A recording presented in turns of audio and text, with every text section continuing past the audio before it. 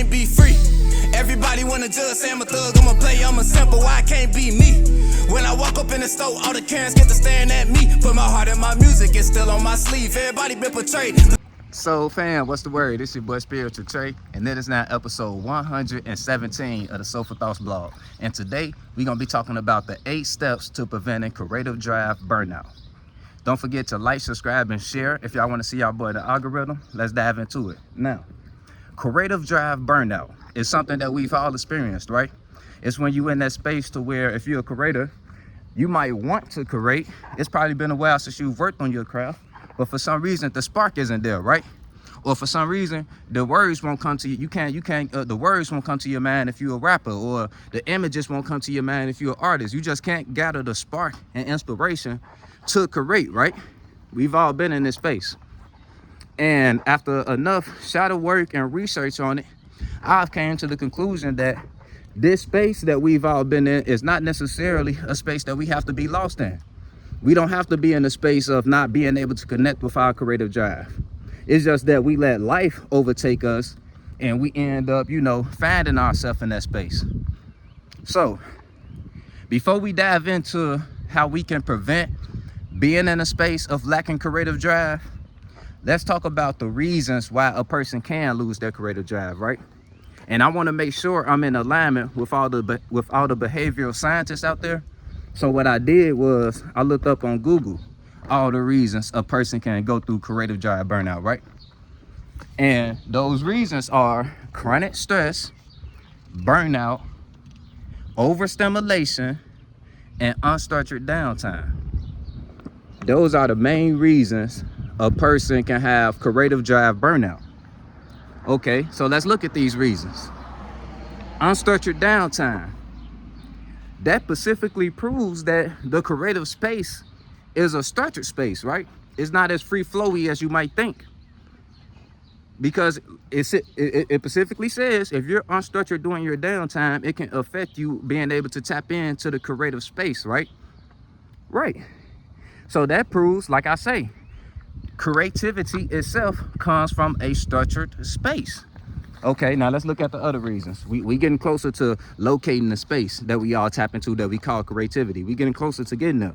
We know structure is part of it. Let's look at the other reasons. Chronic stress, burnout, and overstimulation. All of those are basically saying chaos in the mind, right? Those are 3 branches of the same tree. Having chaos in your mind can prevent you from tapping into the creative space. So that proves that the creative space is free flowy and a clear space, right? It's just free flowy and structured at the same time. It's that balance, right? So the more that we can achieve the balance of being structured and clear, structured and at peace, structured and clear, whatever you want to call it, we will be more able to tap into the creative space. Now, let's dive into the steps that we can take to make sure that we remain balanced and with our structuredness and our peace. Step 1 to preventing creative burnout is daily meditation. If you watch the channel, I'm pretty sure you said it with me.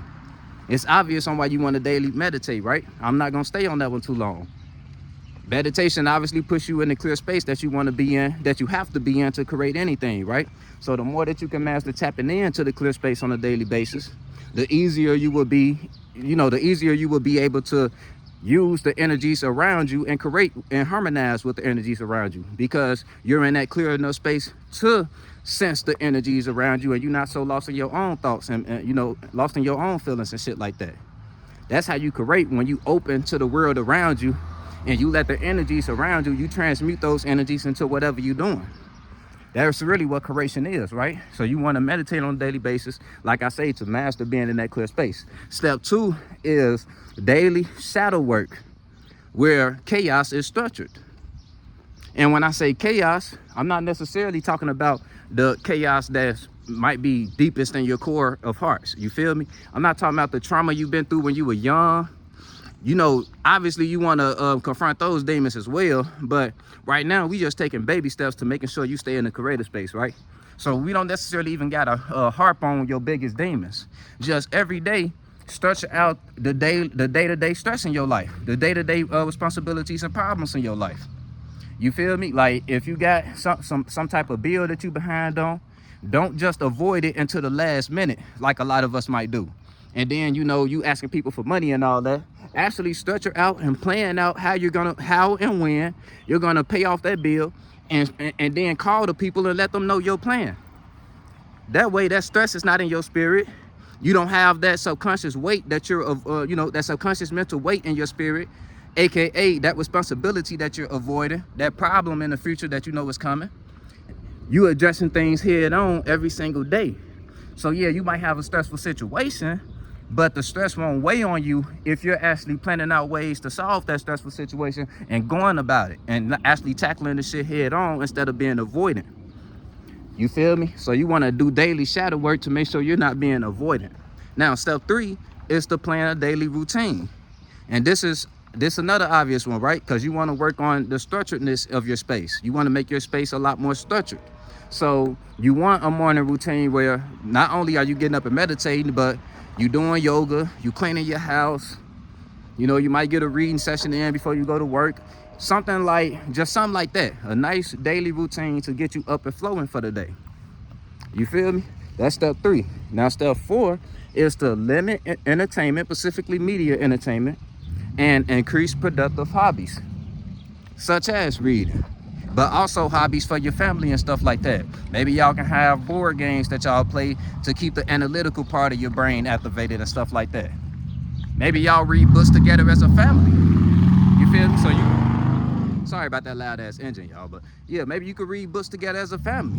So, you know, your kids can maybe keep their imaginative part of that brain activated. You know, just do things with the family to make sure that everyone is flowing in a productive way. So when y'all do get a creative space, all of those creative, you know, intuitions will be flowing to you like that, because your mind is flowing like a well-oiled machine, because you're not on the phone 24/7 on social media, just clouding your mind with bullshit. You actually staying productive throughout the day, making sure that your mind stays alive and fresh. You feel me? So that's step 4. Limit media entertainment and increase productive hobbies. You feel me? Now, step 5 is to work out and get as much fresh air as possible. This is to keep your brain and your space fresh, your mental space fresh. You feel me? You work out to release any toxins, and it also releases a lot of the stress from your body and stuff like that. And you get some fresh air to, you know, reactivate your a stressful mind, a tired mind. That's what fresh air does. It reactivates it. You feel me? And gets it ready for the next day. Now, step 6 is to expose yourself to people in your space. Just get around other creators that do what you do for motivation purposes, right? I don't gotta stay too long on that. That one's obvious. Expose yourself to people in your space for motivation purposes. It keeps your spark flow. It keeps your spark energized. You feel? Now, step 7 is to expose yourself to new spaces. And by that, I mean, you want to every now and then do things you've never did or go places you've never been, just to give your mind new awarenesses to, to dissect, to wake it up even more, keep it fresh, and keep it structured, right? Step 8, and the final step to preventing creative drive burnout, is to start consciously observing your creative space before diving into it. What do I mean when I say that?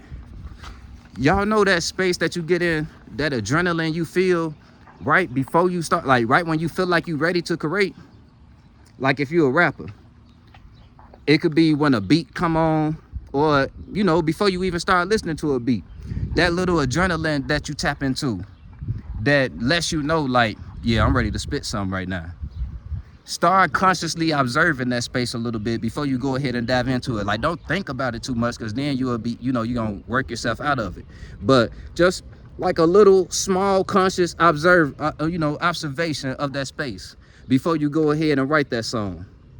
You want to do that because it's gonna subconsciously help your spirit rememorize that space, like consciously memorize how to get to that space. The more that you consciously observe it when you get in it, you feel me? And that's gonna help you tap into a certain spectrum. So like I say, even if you are a little chaotic in the mind, at will, you'll be able to put all that to the side and tap into the creative space if you observe that space long enough consciously.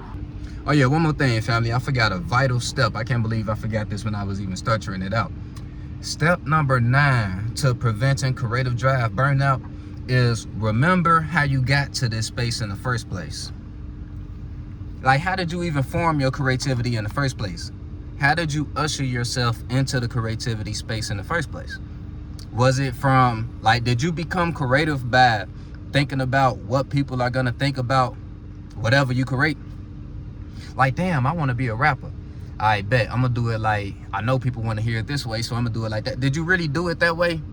Or were you to yourself and you were just having these intuitions at the moment? You know, you were in an open space having these intuitions and you started having fun with them. And from that came a song. Now you're a rapper. And like remember how you actually got to your space. Validation didn't get you there. You know, whatever expectations you're putting on this craft didn't get you there.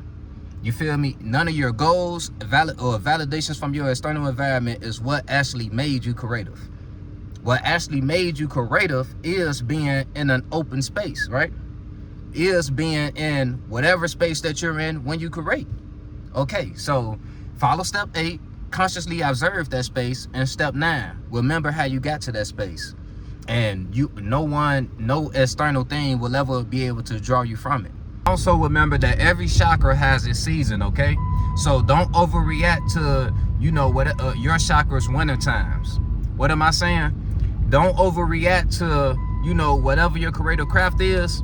Don't overreact to those times to where if you've been spending a lot of time in that space and you have those times to where, you know, it's not that you burnt out, but you just like feel like you need a break from it. Don't overreact to those times, because we all gonna have those times regardless too. You feel me? Like, every chakra needs its winter time the same way it needs its summertime. What am I saying with that? Every chakra needs its time to, you know, recharge the same as much as it needs your attention to grow. You feel me? Like, if you give too much of your attention to your talent, won't it start to feel like it'll start to feel like a job, right? If you were forced to give all of your attention to your talent. Right, so that proves that we need time away from our chakras, you know, that we create, the same way that we need time from everyone we love in our life too. We all need recharging phases the same way that we need, you know, attention phases. So yeah, that's all I wanted to say. Spiritual Trey signing out. Love you, family. On the beat, start preaching. Feel no evil, see no evil but peep it. I don't aim for the stars, I want leeches. And a snake spawn, I'ma kill the whole species. Rest in peace to all the peaceful preaching. The youngest wildin', but to say they evil, that's kinda reaching. Who really controlling the way you thinking? Find the truth.